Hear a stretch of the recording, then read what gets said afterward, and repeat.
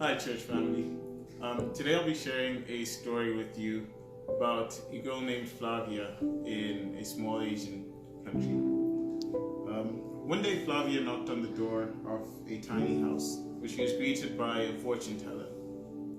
The man looked in her eyes and let her in. As he spoke to her, he told her, "Someone cares for you." "Who?" she asked.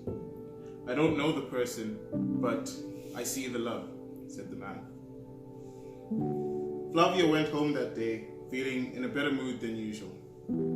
"Whoever you are, please look after me," she said under her breath. Flavia's husband works in the military and they're constantly moving about. This is something she didn't like, as it meant changing friends and learning new environments everywhere she went. One day she got up and began packing when her eyes fell on a picture that had been left by the previous tenants in the house. It was a picture of Jesus Christ. She wasn't a Christian, but she felt drawn to the picture. Was this the love she had heard about? She wondered as she looked into his eyes.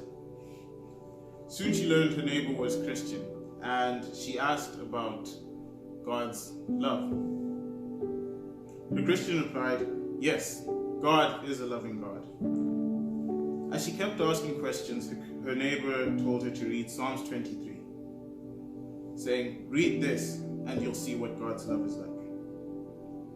Flavia read Psalms 23 and her eyes moved over the comforting words. "The Lord is my shepherd, I lack nothing. He makes me lie down in green pastures. He leads me beside quiet waters. Surely goodness and love will follow."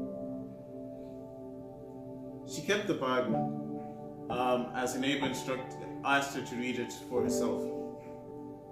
Flavia would read Psalms 23 over and over, and she found herself drawn to Jesus Christ.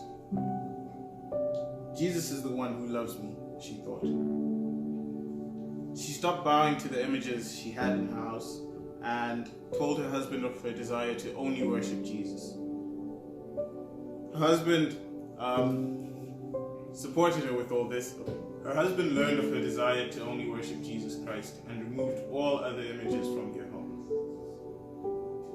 Her husband was also in the military and was assigned to a dangerous post. During this time, he instructed Flavia to go and live with her parents. Her parents initially welcomed her in, but upon learning she was Christian, forced her to move out with the children. Flavia then went to go live with her husband's parents, but they refused to let her keep a Bible in the house. While walking around the neighborhood one morning, Flavia stumbled across a house church. Confused, she walked in and asked one of the members why they were worshiping on a Saturday. The member then told her of the Sabbath and the SDA faith. Over time, Flavia began attending this church, and her faith and love for Christ grew stronger. Her husband's family became fed up with her unwillingness to give up Christianity and forced her and her daughter to move out, offering to only keep her 2 sons.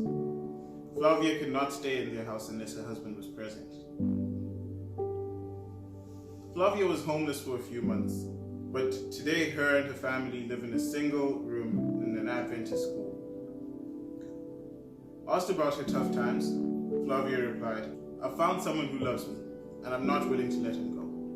It's difficult right now, but I want my children to know they can trust God's love to sustain them."